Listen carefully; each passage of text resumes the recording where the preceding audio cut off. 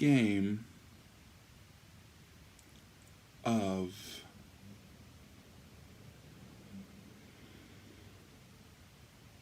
Thrones.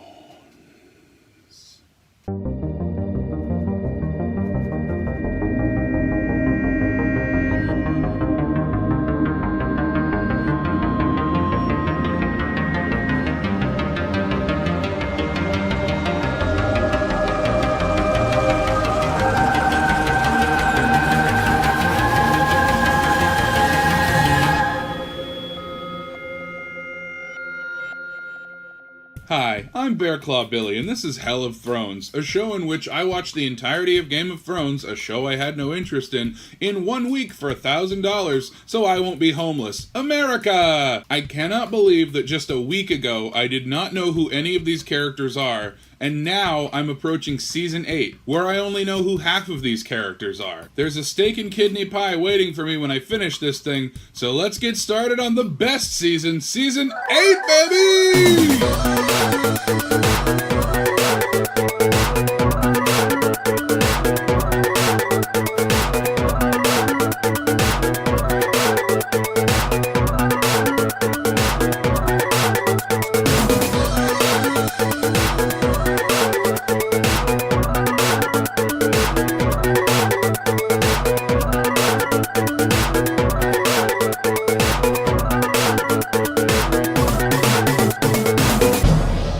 Just watched Season 8, Episode 1, Winterfell. I literally forgot to turn on the lights in the intro, but leaving in little mistakes like that lets you know that I'm just like you. And now I set a timer for 10 minutes, and I say whatever the hell I thought about it. Boom! Here we go! Fresh thoughts, new credits! I liked the new credits. It was kind of neat to be like, okay, we're really intensely getting into everything. Dragon Gun made a cameo, always a fan. One weird choice though, the model iron throne in the opening credits looks like it's made out of wood, but it sure makes a little tink shing noises while it's getting set up. I did not have a classic Tyrion moment this episode. The classic Tyrion moment, of course, is a Tyrion trait that reminds me of myself, as I have a friend who tells me I'm a classic Tyrion. Just last season I talked about how Tyrion has like fat kid energy or bullied kid energy, but then in this one, Varys calls him out for making eunuch jokes, and he's like, why do you make those? And he's like, because I have balls. I feel like that goes against my whole he's been bullied theory, but like maybe not. Like sometimes bullies become the bullies.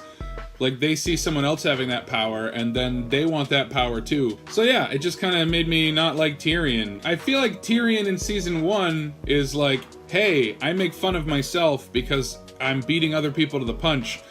And by Season 8, he's like, and I make fun of you because fuck you.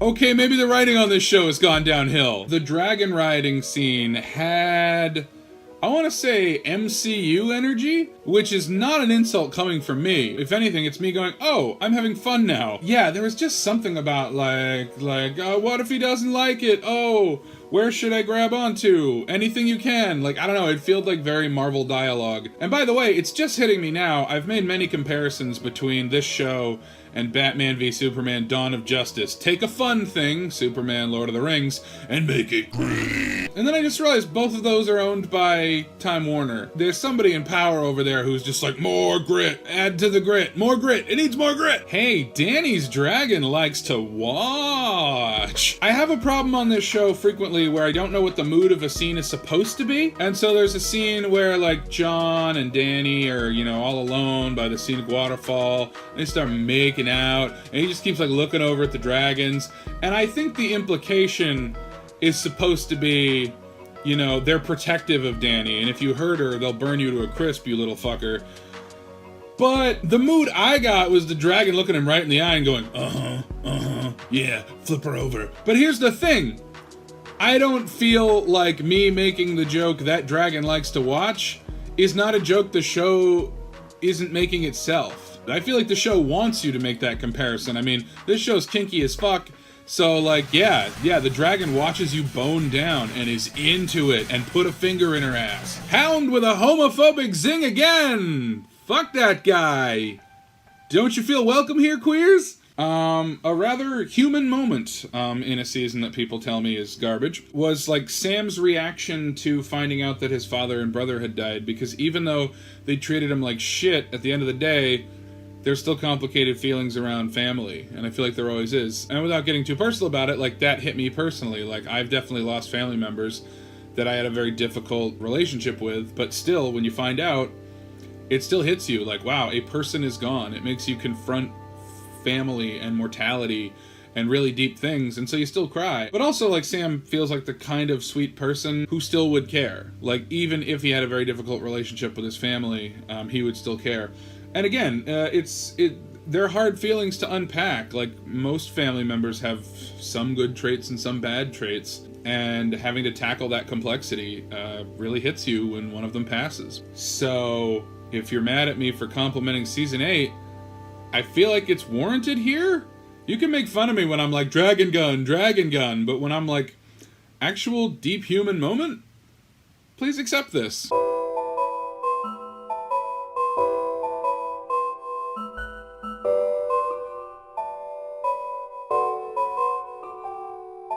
Okay, so Jon finds out his lineage. He is the child of a Targaryen and a Stark, and since his reaction didn't seem to be, oh my god, I just shot hot loads into my sister while a dragon watched, I'm guessing there's no incest there. I'm just like, he's having sex with a Targaryen, and he is a Targaryen. There's incest there, right? Or do the houses not work the way I thought? I thought they were strictly families and bloodlines. And again, he doesn't just start shaking like, the things I did to her mouth! Like, so I'm assuming there's no incest there? Or is this show just like, it happens?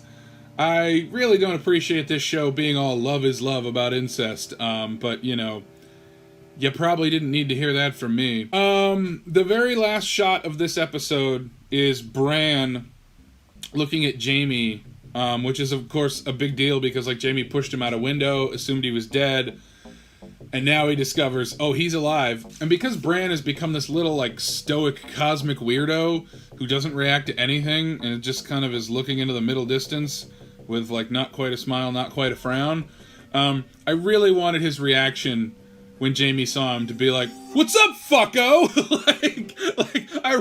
I really wanted him to, like, come at me. I'm actually genuinely hoping that the very, very next episode opens with Jaime just straight running at him with a sword like, oh, fuck me!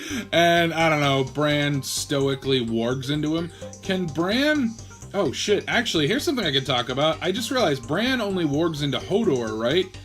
Suggesting that he's, like, less than human? That's fucking offensive. Sorry, it's just hitting me now that that's why that works. He can't warg into anybody else, can he? I'm out of time! Season 8, Episode 2, A Night of the Seven Kingdoms. I had some complicated feelings about Brienne defending Jaime. I've spent a lot of the series talking about how Jaime has treated Brienne like shit and then gone on to do some terrible things in the vein of things that he seemed to be so against. I feel like Jaime feels strongly about Brienne, but not strongly about the things he was defending Brienne from. It felt like the writers being like, yeah, we handled this well, and I'm like, you didn't, because if you did, I wouldn't have felt like really queasy in my gut when Brienne defended Jaime, and it was supposed to be like, this was a good arc. Yes, he lost a hand for her, and I know the point of the show is supposed to be that, like, things are complicated, and life is complicated, and life is complicated, and people hurt people, people are hurt. It's all a big cycle, I get that. But generally, narratives deal in things that are a little more cut and dry, and you can praise the show for trying to get into those uncomfortable feelings, but at the end of the day, it felt like it was supposed to be a triumphant scene, and I wasn't feeling the triumph. A thought that floated through my head while I was watching. How many swords are in the world right now?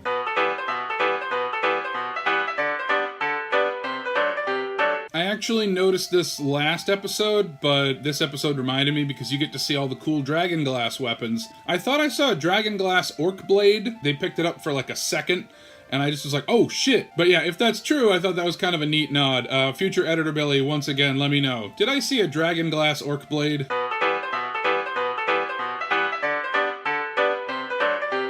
Bran's Dr. Manhattan weirdo thing started to get a little meta when he said, like, how do we know there's an afterwards? And it's like, oh, do they mean, like, literally Bran is aware that the show is coming to an end? I'm actually all for that. I would find that interesting. Pretentious, but, like, if it could be handled in a fun way, like, if they do it more like a Deadpool or an Abed, like, fucking go for it, show. Live your life. You're wrapping up. Blow everything up. There was a scene where Tyrion started to make a snarky comment and Jaime finished his sentence.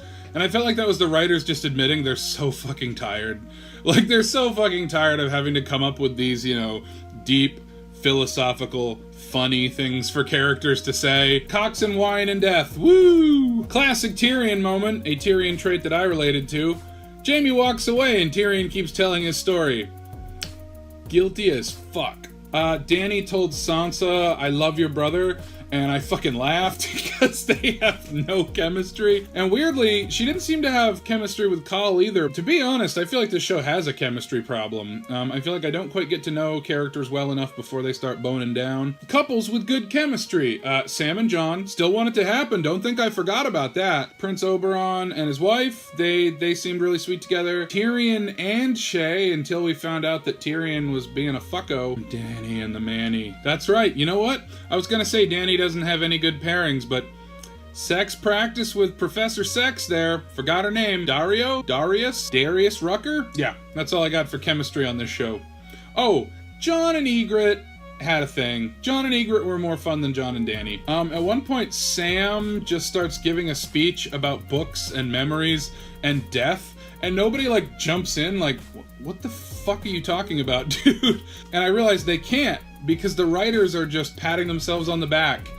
Like, they wrote out this fun little speech, even though it wasn't really from Sam's point of view and didn't really make a ton of sense for Sam to be saying it or to not be interrupted in the middle of the meeting while saying it. And I just kind of could see the bad writing there. Season 8's badly written. Okay, you got me to admit it. Again, I don't think it's mind-numbingly worse than what I've already seen, but, like, yeah, there's a dip. It's not coming together as well. When all the characters sat down to reminisce, there was more than one reminiscing scene. I just started to groan, like, oh no, show, are we going out like this? Like, stopping just short of looking to camera and being like, we've had fun here on Game of Thrones. Now, in fairness, a lot of shows do this when they start to wrap up. They kind of start to lose the feeling of what the meaning of the show was, and instead reminisce about how good it felt to make this show together. Looking at you, The Office. Holy shit, were you not the show you started as? And you know what? The MCU did it too. All that time travel shit, that was just so we could look back on all our favorite MCU moments. But it was part of the plot, so it felt better. Giant's Bane, Giant's Babe, Giant's Bairn. I don't know what that fucking guy's name is, but I'm gonna go with Giant's Bane. Though, it sounds like Giant's Baby, because a baby... Do we believe the giant milk story? Are we supposed to believe it? Is he just being a weirdo? Anyway, clear browser history. Hey! Arya boning down! Let's talk about it! As a plot point, I think it's fine, but as I bring up a lot on this show, the way you film something is important. I don't know about you, but it felt like I've watched Maisie Williams grow up on this show, and it felt really cheap to know that the end game was to have a camera leer at her. And I say leer because the way they filmed it was get a good look. Yeah, I did not enjoy that. Again, I don't mind that character having a sex scene, but to leer at a character we've watched grow up is icky, to say the least. Every actress who's naked on this show makes a choice, but, like, it's our choice to support, like, whether we want it to be in a leering way. Yada-da-da-da-da. That's the most concrete thing I can say with a minute left on the clock. Podrick's got the pipes? He may have more than one pipe. But yeah, I liked Podrick singing a little song, and then they went into a montage of, like, it's been about love the whole time, and... Fuck you, get out of here. Don't come here with your grim, gritty shit just to be like, but at the end of the day, it was about smooching. Shut up. Ugh, this show that's paying my rent. At the end of the day, it was all about rent. 525,600 minutes. How do you... Thank God. Season 8, episode 3, The Long Night. So guess what? When they hit me with a long episode, I'm doing the timer up to 15. So there. I may not need it, though. A revelation hit me as the zombies were approaching in this episode, and that was that it seems like this show is going out on the lowest stakes battle. They're all squabbling with each other for different reasons, they want different things, but now they're all coming together to just stop death. Probably the most basic thing to avoid in any story. So your mileage may vary, but for me that puts it at the lowest stakes imaginable in a story is just survival. For the record, the highest stakes imaginable are having to take second place in a baking contest for someone's operation. Everyone has fire swords now. And I remember thinking like, oh, that's cool, just like that scene in Attack of the Clones where everyone has lightsabers. You know, Attack of the Clones, the best Star Wars. But then just when I was feeling all snarky about it, I really like how they used it as a visual representation of we're fucked. It was neat to see like all the flaming swords suddenly just in the distance, especially when they like built us up for like, this is gonna be amazing. Do those swords flame forever? I think what's his face could like it on. How does he it off? Just how does it work? That's all I want to know. Don't take that clip out of context. I couldn't tell if the Night King could control the blizzard. I don't know if we'd ever seen him do that before. I think the blizzard was just rolling into town and it was just a timing thing, but it looked like he was like, fuck you, Jon Snow, have a blizzard. Whenever somebody dies and I didn't catch their name, we do a segment called I Hardly Knew Ye, but so many people died, so many of them I didn't catch their names. I don't have time for them all, so I'm just gonna simply say, I hardly knew, y'all. There's a point where Bran, in his infinite wisdom, like tells Theon, like Theon's apologizing for all the bad things he's done, and Bran says, everything you've done brought you here now, home. And my time philosopher brain was just like, yes! I don't know if you know this, but I'm like obsessed with time travel. Back to the Future. Time travel! It's time travel! Clint Eastwatch. We'll fucking tell you how time travel works in any movie right goddamn now. Mutable, immutable, alternate, bullshit, not actually time travel. Where we're going, we don't need 69, dude. And by the way, my obsession with time travel comes from anxiety. So yeah, for somebody with anxiety to be like, hey, you're doing your best, you'll get there, everything you've done has led you to now. You would be a different person if you hadn't done the things you've done right now. So you wouldn't be you. So you're you, live with it, you're home. I initially thought that this was just going to be the entirety of the rest of the show. Guess that's not the case. But like, in the moment when this fight was just going on and on and on, at one point I thought like, this is just a less fun Army of Darkness. And it kind of amused me that this whole big show would be leading up to something like that. Where it's just, yeah, we're just slapping skeletons around. Also, dragon fight! One dragon would be like this, and then the other dragon would be like this, and then the other dragon would be like this, and then the other dragon would be like this, and then the other dragon would be like this, and then the other dragon would be like this, and it was fun. I had a lot of fun. Towards the end, when the Night King was like approaching Bran, and we were all really worried for Bran, the music sounded like Vitamin String Quartet doing Linkin Park.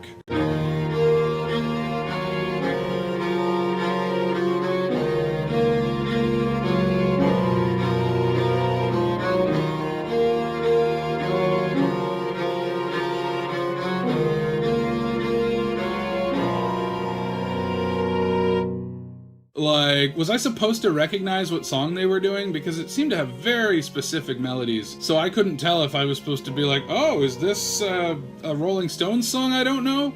Oh, wait, yeah. Why am I not accessing Future Billie? Future Billie, was that song anything? Alright. Love a good hand switch trick. We had a suddenly Arya! For a brief second, I thought Arya was gonna get crunched, but then she did that little hoop maneuver, stabbed him, everybody's down, like battle droids in episode 1, because this show really draws from the Star Wars prequels a lot. Actually, I have a question about that. How did they know that would happen? I feel like there was an episode earlier where somebody speculated that if we kill him, maybe they all die. But were they just kind of trying to feed that information to the audience in a really sloppy way? Or was there something that gave them evidence of that? Like, is there like a Knight Duke and somebody killed the Night Duke and some of them died. I don't know. I remember them mentioning that. The idea was in my head, so it's definitely been mentioned before, probably. So for my taste, I would have preferred not knowing that at all. When it happened, at first I was like, oh, cheesy, but then I was like, well, you kind of see him doing the manifesting, so maybe he started as a dark wizard who learned this power and over time just raised an army. I'm sure it's in one of those side books that George R.R. Martin is working on instead of the one you want. Oh, it's never coming. You just love to wait. You're just gonna wait. Some people warned me about plot holes going into this season. I haven't found any, like, super definitive ones, but doesn't the time tree, like, you know the trees that give Bran his visions, don't those, like, have a barrier that stops zombies? I may be misremembering, but there's an earlier episode where he's holed up in a cave with the guy who is a tree, and the zombies try to run in the cave, and when they try to cross the barrier, they shatter, and I thought that was because of the tree. Like, because of the power of the tree taking root there, they were safe there, but now I'm thinking I'm misremembering that, and it's like, I don't know, it's a sacred space or something, which, oh my god, Highlander rules? Can they not fight on sacred ground? Holy shit. Highlander! So yeah, they battle droided all the zombies, and now I realize there's still 3 episodes left of this show. The whole time they've been setting up, we must put aside our petty differences and come together to defeat this common enemy. Now that they've defeated the common enemy, do I have to sit through 3 more episodes of fucking squabbling? Season 8, episode 4, Season 8, episode 4, The Last of the Starks. Another long episode, so I'm gonna put 15 on the clock, and away we thrones! Gendry became a lord. Dany was kind of like, it doesn't matter that you're a bastard, which is kind of neat. I like that they're sort of saying, like, hey, that shouldn't matter, and maybe, just maybe Game of Thrones is moving to a much better world. At one point, somebody, like, asked Bran what he wanted, and he said, I don't want any more. He sounds like a philosophy bro on Tinder. My needs are none. Swipe right to commune. There was a scene that I liked where, like, Jon was getting all the credit for, like, yeah, this crazy motherfucker, who else could ride a dragon into battle? And Dany just kind of, like, is sitting there while no one is complimenting her, and I really liked that. I liked it as, you know, just sort of, like, acknowledging that, like, hey, we often don't give women credit, but, you know, the show that it's in kind of muddies the message just by it being in that show. I had this weird vision of, like, boyfriends on couches everywhere, not getting why the sound suddenly got quiet. I got so close to the Brienne-Podrick pairing that I've wanted for so long. It has to happen. Just when I thought they were gonna get together, Brienne mentioned, like, never feeling a man's touch or something, and then, like, they cut to Podrick having a little sippies, and I was like, here it comes! Because there has to be a reason why they established way back there that Podrick is a god of sex with a magic cock. So I was waiting to see where that would pay off, and the answer is he goes and has a threesome later. Like, in the background, there's, like, him, like, you know, giving one lady a chin waggle and another lady a chin waggle and then walking away with an arm over each, and I was like, oh good, I'm glad that's what they were building up to. That can't be it! Him and Brienne want it so hard! When they showed people, like, celebrating and in, like, the town square and just kind of having a general happy mood, I suddenly really wanted to hear Yub Nub, the Ewok song from Return of the Jedi. I learned a name. Okay, Tormund? Is his name Tormund? I think I heard Tormund. And when I heard it, I was like, wait, no, that's the king's name. The king was Tommen, and this is Tormund. Jaime and Brienne together. Boo! I hate this. I never wanted this. Yeah, he gave up a hand for her, but he treated her like shit the whole time. Bad, no, wrong, don't want. He was even kind of forceful during. He wasn't reading any signals when they were getting together. She seemed happy afterwards. And then he ran away like, gotta go be with Cersei. And Brienne cried, girl, get yourself a Podrick. That better be how this ends. If Jaime comes crawling back and she's like, oh, what the hell, you big lug? You gave her up for me. None of that shit. None of that shit. Brienne, go your own way. Sleep with Podrick maybe once. Just, no. Bad. Wrong. Don't want storyline. None of this. You know what relationship I do love, though? Dragons and Dragon Gun! My favorite. Yay. Dragon Gun is back. Wait, did I say Dragon Gun? I meant Dragon Guns! Plural. So many dragon guns. That went from being a special thing to every boat has a dragon gun. We have dragon guns at the castle. I get it. They used it the first time and then they realized it was effective, so let's make more dragon guns. I am all for this. More dragon guns. And then they became boat guns. Holy shit. Like, that was just a ripper. More boat guns. All the boat guns, please. Add more boat guns. Add more dragon guns. Want more dragon guns, please. Thought that flitted through my head as Jaime was riding away, being a big piece of shit, leaving Brienne in the dust. They made a big deal in the previous episode about like how happy she felt to be like knighted and called Sir, and the thought just went through my head like, I bet Jaime didn't call her Sir. I bet Podrick would call her Sir. Braun with a little casual homophobia, but I won't say anything about it because I want to be a cool girl that can hang out, you know? And lastly, Missandei is dead. And I realized I forgot Missandei when I was doing my spelling bee. M-I-S-A-N-D-Y. Missandei? I won't call Missandei a hardly knew ye. It took me a while to lock on to what exactly her name was. But yeah, it's a bummer she's gone, and I think I get the symbolism of, like, the last word. I called that her last words were gonna be Dracarys, but I didn't know if the dragons would listen to her, or if that was, like, a wink to Dany to, like, hey, burn this lady. I'm assuming it's the second one, but I did have a brief moment of like, oh, did I zone out? Did I miss something? Do the dragons listen to her as well? And guess what? That's almost exactly 10 minutes. That's all I needed. So let's pretend like the timer's gonna go off.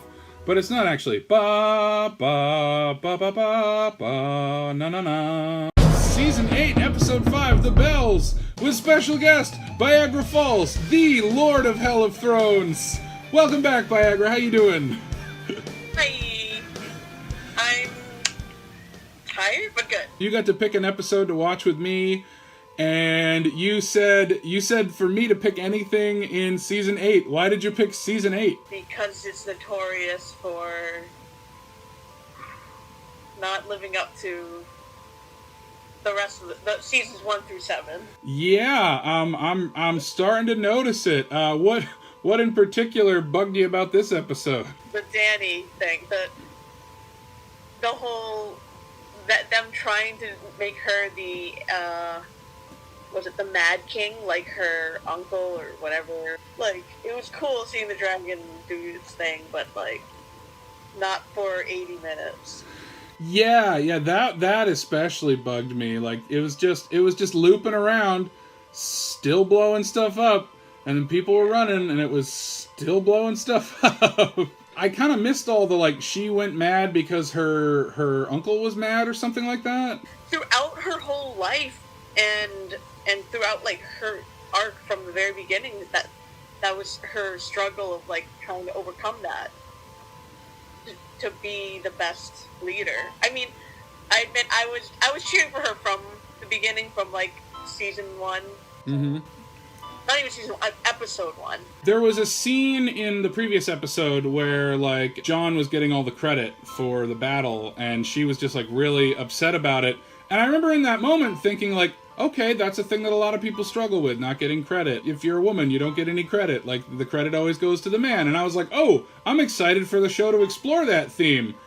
But then this episode came around, and the solution was, I'm just gonna fucking destroy everything. Like, it was really weird. You know, it's because a woman can't be president. Exactly. You know, finally, you know, someone's saying it. Going into this project, I have kind of wanted to talk about the politics of the show, and that felt pretty on the nose. Like, it feels like a lot of, like, I feel like Arya's character as well, they're kind of getting into, like, she's getting too much power, and now she's, you know, becoming murder hungry, and it's like, it was just a lot of strange choices this season. But, Clegane Bowl. That was something! You mentioned this while we were watching. Apparently Clegane Bowl is, like, its own subreddit? Yeah! Look it up. So this is just something that fans have wanted for a long, long time? Oh, yeah. Were they generally satisfied with this ending, this series of events? Were you? Okay. I'll say this. When he pushed him out the window and they fell into the fire, and you heard me say it, I just kind of said out loud, oh, because his brother pushed him into the fire when they were kids. But, like, I didn't say it in a satisfied way. I just said it like, oh, Oh, I get it. They're like, oh, fire, remember? Yeah. Like, it felt like they did the bare minimum of, like, let's try to make this symbolic in some way. But it was such a bare minimum that I wasn't impressed. I was just kind of like, oh, well, yeah, of course, yeah, that makes sense. Cersei and Jaime are dead. I think your reaction was, good. And this episode I have been wanting to really rewatch, so I'm really glad that you randomly chose this for me. I figured second to last would be a good one where we would have a lot to talk about, but it wouldn't be the finale. Like, we could just kind of like talk about like, okay, where do we think it's going? And interestingly, I wanted to end this interview on where I think it's going, but I'm sorry to report, I kind of don't care. Oh my god, that's literally where everyone was last year.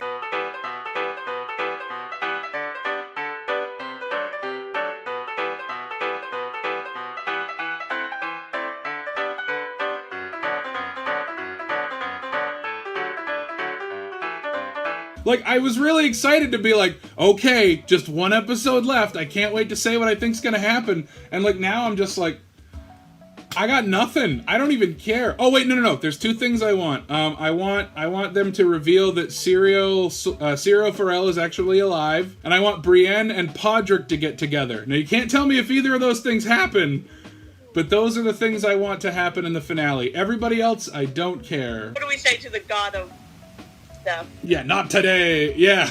I loved him. He was a great character. And then, like, when he dies, they do it in that, like, I don't think you ever see a body way. And in TV, if you don't see a body, nobody's actually dead. So I'm waiting for him to come back in the absolute last episode, but I don't think it's going to happen. We're actually at about 10 minutes. So if there's anything you want to say before I bravely press on to what I assume is an amazing finale, now's your chance. What words of wisdom do you have for me? It's just, there's memes. Thank the world for memes. So just watch the finale, and then when I'm done, just look at a few memes.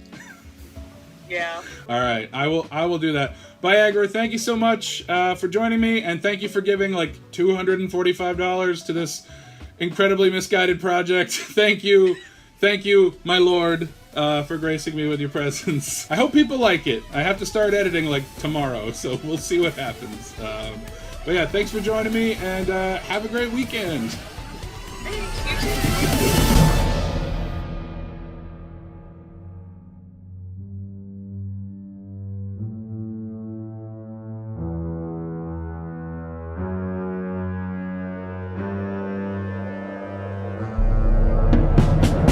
Season 8, Episode 6, The Iron Throne. 15 minutes on the clock. I've just made steak and kidney pie. I cannot wait to try it. Ever since I saw Brienne eating it, I had to have it.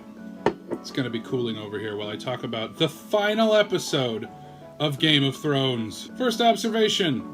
Cersei and Jaime sure died pretty. Generally, when bricks fall on you, you don't look that hot. Lingering question. How do soldiers in movies know when to whoop or clang? The leader will say something exciting, and then everyone just knows to go, "Whoo!" at the same time. What is your profession? It happened here. Dany was talking, and they just all knew to go at the same time. I want to be the kind of person where I can just say a sentence and everyone knows to go, "Whoo!" at the end. The winners at the end of all this, without eating up all of my time, politically, choices were made. It was interesting that the Hillary Clinton-y type partnered with the Barack Obama-ish type turned out to be evil because the power went to their head. That's all I'll say. Actually, no, that's not all I'll say. Much has been made of the fact that Avengers Endgame and the end of Game of Thrones happened at the same time. The other major popular entertainment that came out this year, but actually stuck the landing, final burn in the final episode. Avengers Endgame had a villain who wanted to save the universe by eliminating half the people. The power went to his head. He had a good idea, but the power went to his head. Daenerys is basically the same. I'm going to free all these people. I like the feeling I get from freeing them. Oh no, the power has gone to my head. I just think it's interesting that these are the messages the media is pushing on us. Is these people who want to make the world a better place, do they really? Like, it's interesting that these are probably the two biggest, like, long serial narrative fictions of 2019. And look at the climate they came out in. When Jon pretended to be madly in love and loyal to Dany, and he was actually tricking her so he could stab her in the gut, it looked exactly the same as all the rest of their lack of chemistry, so I guess good job faking it, buddy. Why didn't the dragon kill Jon? Like, the dragon clearly saw that Jon was probably the one that stabbed his mom, and said, I'm gonna blow up the throne and then fly away. The answer is because it's symbolic, but the in-story reason is, not bad for Marie Callender's. Baked in a buttery flake. I have nothing deep to say here, and this is a joke for nobody, but Grey Worm's name is Torgo? Oh, at the end, Sam invents democracy, and then everybody laughs. And I hated that moment, because it was the show being afraid to actually have kind of an ending and a message. It was true to form for this nihilistic clusterfuck, but I mean, like, the fact that they were like, ha ha ha ha ha, we're gonna build this up like it's the actual ending, and then middle finger you, because wouldn't that ending be cheesy? Yes, but it would have been an ending. When Tyrion talks about, like, what's real power, it's not gold, it's not bloodlines, it's stories.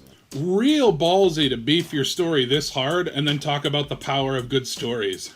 The show tried to have its cake and eat it too, by having Sam give that, like, oversimplified, here's how democracy works, but then immediately fade in on actually trying to make the government work better. But we're still gonna call Bran the Broken. Like, after all of the, like, it doesn't matter if you're a bastard, it doesn't matter if it's a pure bloodline, but then to be like, oh, no, have we got the nickname for Bran? Brienne did not get some of that good Podrick dick, that's fine. She was writing that book about, the life of Jaime Lannister. And I got pissed because I was like, oh no, she's gonna be like, at the end of the day, I still love him. And like, I kind of like the way they handled it. Where she's like crying and she's like, hey, he's a piece of shit. I had a thing for him, but I think he was still kind of a piece of shit. Phenomenal acting from Gwendolyn Christie. But also, I was waiting for the camera to pull back and just show that she had written big old piece of shit right at the end. I really wanted like a moment. But maybe that's the growth here. Some people are good and bad. No one is all good or all bad. Which is admittedly a pretty important lesson, but this show didn't spend a lot of time on that lesson. So yeah, it seemed like they had something for everybody to do. You've got Explorer Arya, that's cool. You've got Sansa, the Queen of Fetish Gear, that's cool. You got Jon Snow riding off into the woods with the wildlings, that's your big closing shot. I'm gonna be honest, I don't know what the significance was. Like, had he united those people, or was he helping them out? Did I zone out and he was doing something with them? Probably that's the case. Bits of this felt like the third Hobbit movie, which I think Peter Jackson made on a dare. Like, Gandalf is, like, cleaning out his pipe for, like, 4 minutes.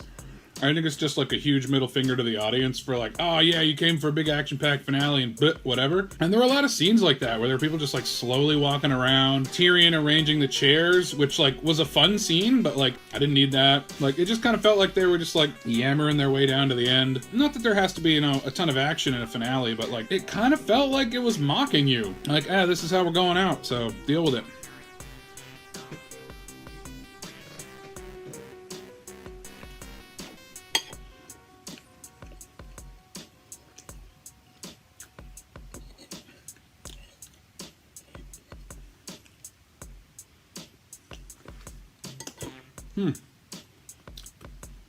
This is pretty good. Oh, and with my last 30 seconds, guess what? I knew the Iron Throne melts, because HBO put it in one of their promos for, you gotta get HBO. I was just trying to enjoy John Oliver, and they were like, hey, did you know the throne melts? Which I'm pretty sure was deliberate to get me to watch it, but joke's on you. I will never watch Game of Thrones. Oh, fuck. Fuck! I can't say that anymore. Oh well.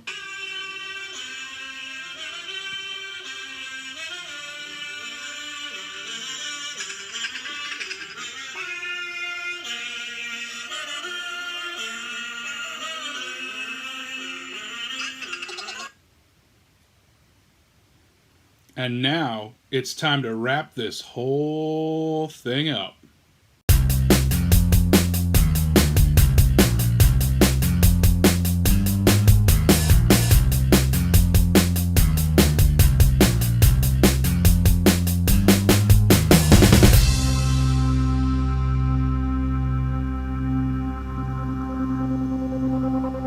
what are we really doing when we tell a story? Ever since life began in the universe, we have been creatures that seek patterns, seek comfort, seek structures. Every time a story is told, it's revealing a little... Oh my god. Okay, no, stop.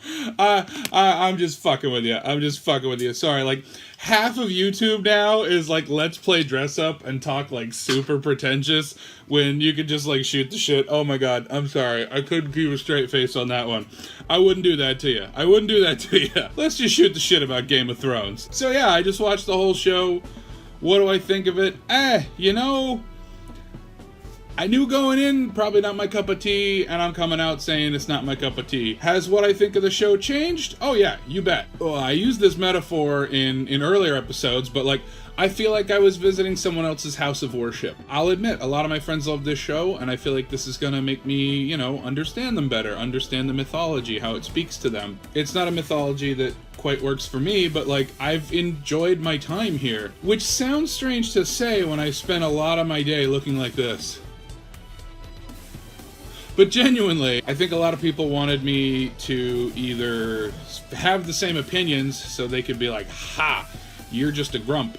Or they were like, yeah, you're finally going to realize how great it is. I hate to say neither of those things have happened, so if you were hoping for that outcome, you probably didn't enjoy my show. I know what it's like to not enjoy a show. I definitely think there were some interesting characters and scenarios within the show. I don't think they wove together as well as everyone gave them credit for. I can fully admit that some of that may have been my inability to pay attention, and maybe there were things that I just wasn't picking up on, but I had very few aha moments. I think my first real big aha moment was season 2 episode 9 with the wildfire, where it's like, aha, this is my tactical advantage. Oh wait, but he can only do it once, so we're good now. And also his main guy is afraid of fire, and he just set the whole beach on fire. That made me go, ooh, okay, that was really well set up. But yeah, I feel like the show as a whole doesn't seem that well set up. It has to look like it knows what it's doing, but it doesn't have to actually know what it's doing. And I think the people that work on the MCU just do a better job of going, okay, let's take everything we know so far, where can we go with it? Now, when I did this, I did not look things up the entire rip through. I never looked up a single thing on my phone about the show. The only thing I looked up were the run times in season 8 just to make sure I didn't mess up my scheduling. Other than that, I'm actually really excited to kind of learn some behind the scenes stuff, see where I was wrong. Future editor Billy will have my back, and I'm sure has been popping up little dingle dongles this whole time about whenever I've been wrong.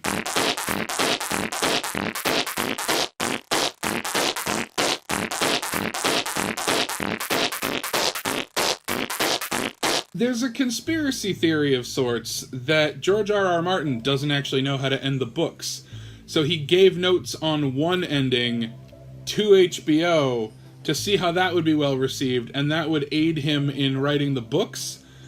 That's pretty goofy. That's really goofy. I think it's a much simpler thing of the writers didn't know what to do when they ran out of book. If you think The Wind's a Winner is going to be a great book, awesome, I'm excited for you. I set out to do this show to be honest, and I hope I have been that. Truly, I had moments where I was like, oh, I'm getting into this, which I didn't expect to have any going in. Truly, I enjoyed a lot of season 7 and 8, but not for character reasons, but I also will admit the writing took a dip.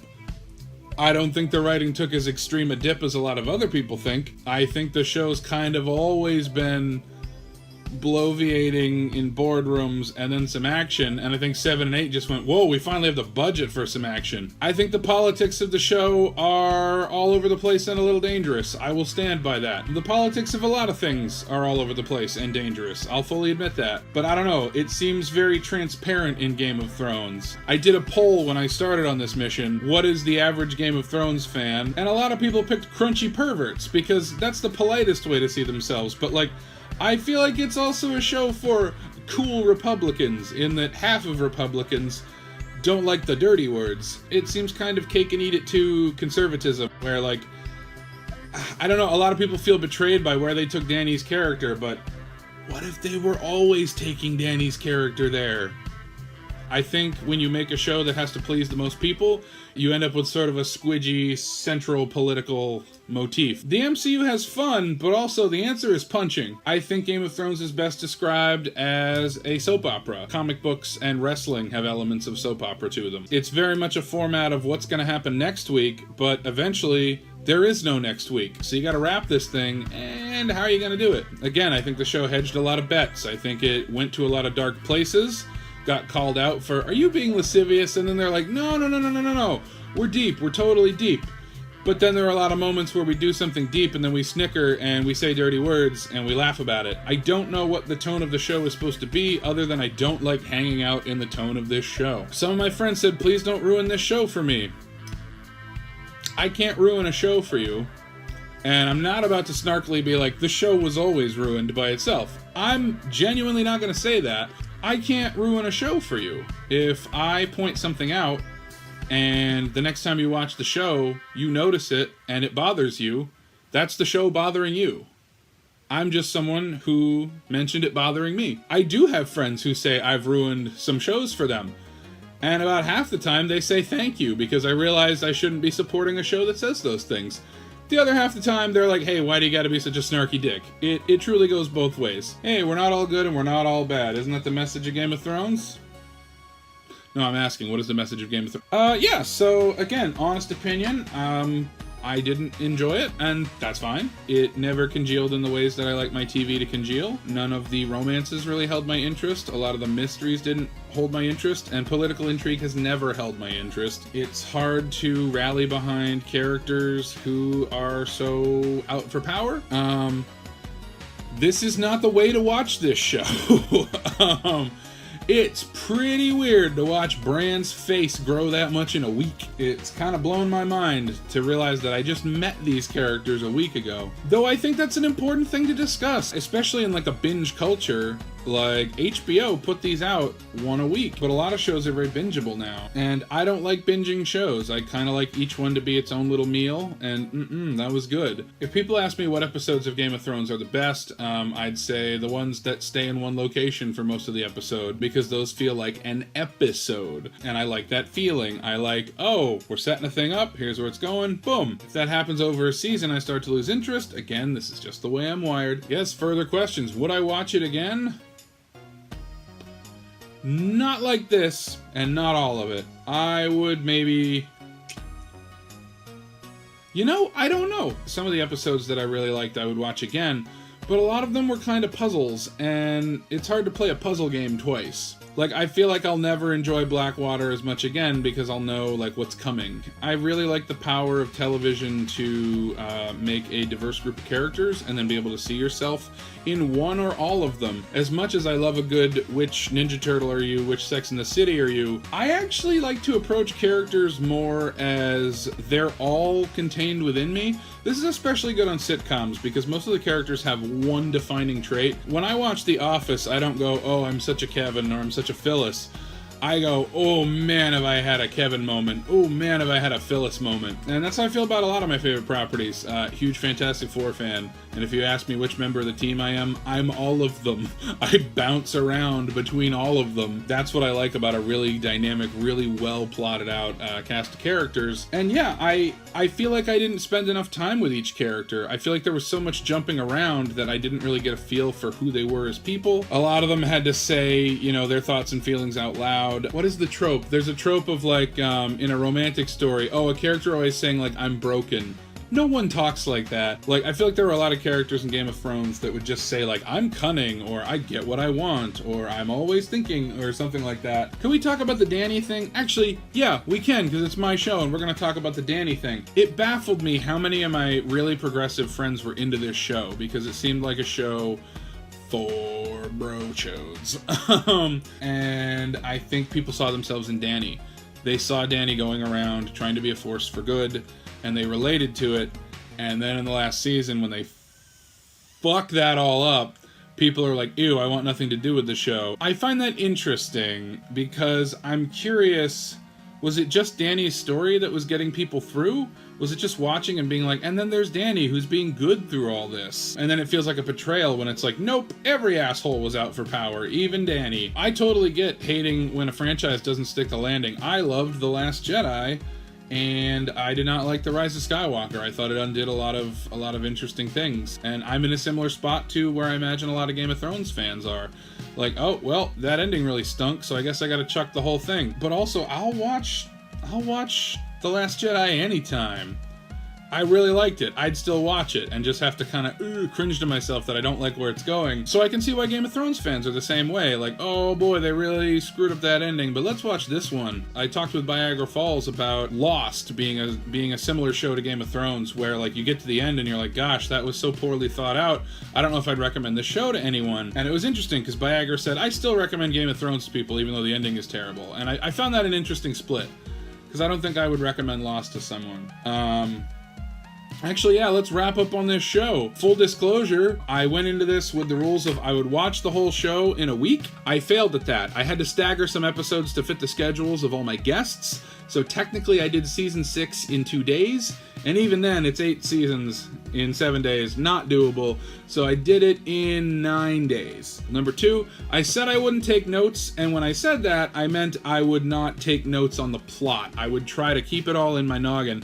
However, around season 3, I could not remember what happened in what episode, so I would keep a notepad and I would just jot a thought as I had it. So if it was something as simple as Hound made a weird face, I'd just write Hound made a weird face. When I finished recording at the end of that episode, I would throw the note away so that there was no possible way that I could be going back and looking all those things up. As a matter of fact, here's the entire bag of those notes, ready to be burned as kindling at the next fire that I sit around with my friends because we're not allowed to breathe on each other. God, 2020. Let's get into that topic next. Yeah, so this show exists because genuinely I had trouble making my rent. And guess what? I've gotten some pretty shitty news that I'm not going to be getting further assistance with my rent. I won't get into the details, but wow, does 2020 suck. I suppose now's a good time to say thank you to everyone who supported me. I never thought when I just went to bed dejected one night that I couldn't find work, joking that if you give me $1,000 I'll finally watch Game of Thrones, would work. I kind of still don't believe it, and I'm here on the other end of Game of Thrones going, wow! So thank you so much. If you donated, if you shared a link, if you supported, if you just discovered it right now and you like it and want to support further, go to my website, clawbillie.com. If I figured out how to set up a Patreon, it's over here. And hey, if you like the music in the show, I made it. I'm a musician. It's one of my many talents. Before we go, because I really don't want to end this show, because as much as it was a hell, it was kind of a fun hell. I thought we could look back on some of the fun moments we had as I tried to fit 8 seasons of television into a week. No! No. I think the hunky prince from Shrek 2 is the Punisher. Am I wrong? Who the fuck is Robb Stark? I had hunches. I'm not writing a thesis. I'm telling you my feelings. You know he got down there and blew on it like a wet harmonica. Holy shit, what a good episode. That's how you get moondoored. What happens if your clothes get stuck in a dragon's teeth? Wildfire! Stuff happened and I don't give a fuck. Yeah! Were they generally satisfied? Were you? I was just trying to enjoy John Oliver. Well, that has been fun. Well, as they say on Game of Thrones, actually, I know just the person to close out the show.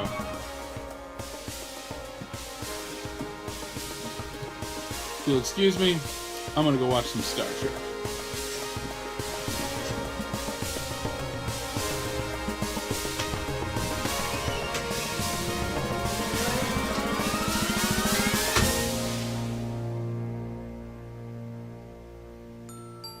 Hi everybody, I'm Chucky Dance. My eyes are closed in this world and open in the next one.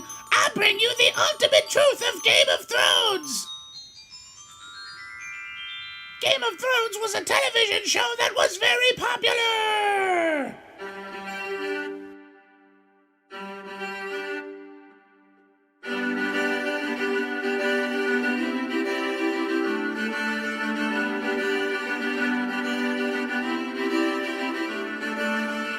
Another YouTube show, a jump cut monologue. Analysis of television's greatest slog.